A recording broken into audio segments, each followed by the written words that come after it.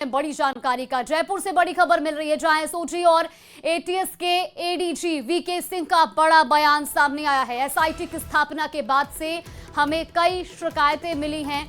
ये बड़ा बयान उन्होंने दिया है। फर्जी विकलांगता प्रमाण से नौकरी पाने की शिकायतें मिली हैं। शिकायतों की पुष्टि के लिए एक मेडिकल जांच कराई गई। 43 लोगों की मेडिकल जांच कराई गई है और इसमें केवल 6 लोग ही 40% की निर्धारित विकलांगता सीमा के अंदर पाए गए हैं। तो ये बड़ा बयान आपको बता रहे हैं। जयपुर से बड़ी जानकारी मिल रही है, जहां एसओजी और एटीएस के एडीजी का ये बड़ा बयान सामने आया है और इस बीच उन्होंने कहा कि फर्जी प्रमाण पत्र से नौकरी पाने की शिकायतें मिली है। क्या कुछ उन्होंने कहा, आप सुनिए। जब से एसआईटी का गठन हुआ है उस समय से हमारी हेल्पलाइन पे और डाक के जरिए तरह तरह की शिकायतें प्राप्त हो रही थी। उसमें से कुछ शिकायतें गलत दिव्यांगता प्रमाण पत्र से नौकरी हासिल करने के संबंधित भी थी। तो जब उसको सारे एप्लीकेशंस को इकट्ठा करके और उसका ये तय हुआ कि एसएमएस के मेडिकल बोर्ड से मेडिकल करा के इनका सत्यापन किया जाए, तो परिवादों के सत्यापन में जो पहला स्टेज जिनके विरुद्ध आरोप थे उनका फिजिकल परीक्षण कराया गया एसएमएस मेडिकल बोर्ड में के द्वारा।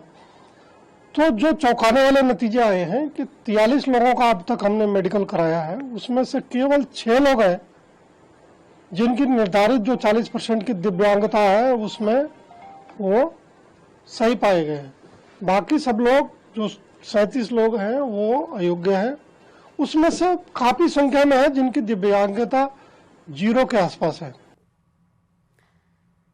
तो वहीं जयपुर में गृह मंत्री जवाहर सिंह बेढम का कहना है कि हमारी सरकार का संकल्प है कि जिन लोगों ने झूठे संसाधनों का इस्तेमाल करके दूसरों के अधिकार और नौकरियां छीनी हैं, फिर चाहे वो पेपर लीक के माध्यम से हो या जाली दस्तावेजों के माध्यम से, उनकी जांच चल रही है। साथ ही उन्होंने कहा कि हमारी सरकार पारदर्शिता के साथ जांच कर रही है और आरोपियों के खिलाफ कार्रवाई की जाएगी। आप भी सुनिए। पात्र लोगों के देखिए, एसओजी राजस्थान में प्रभावी कार्रवाई कर रही है।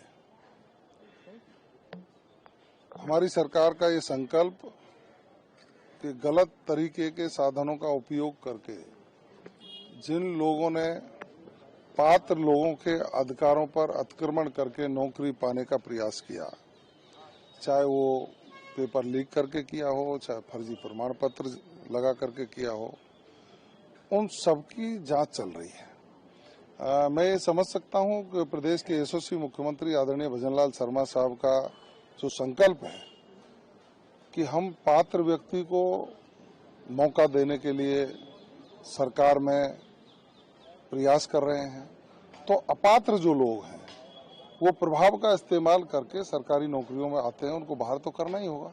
उसकी जांच एसओजी कर रही है। एसओजी की जांच में बड़े बड़े खुलासे हो रहे हैं और इससे साफ जाहिर है कि कांग्रेस के शासन में, माननीय अशोक गहलोत जी की जब सरकार थी उस शासन में बड़े पैमाने पर भर्तियों में धांधली हुई, जिससे हमारे पात्र युवाओं के भविष्य को चौपट किया गया।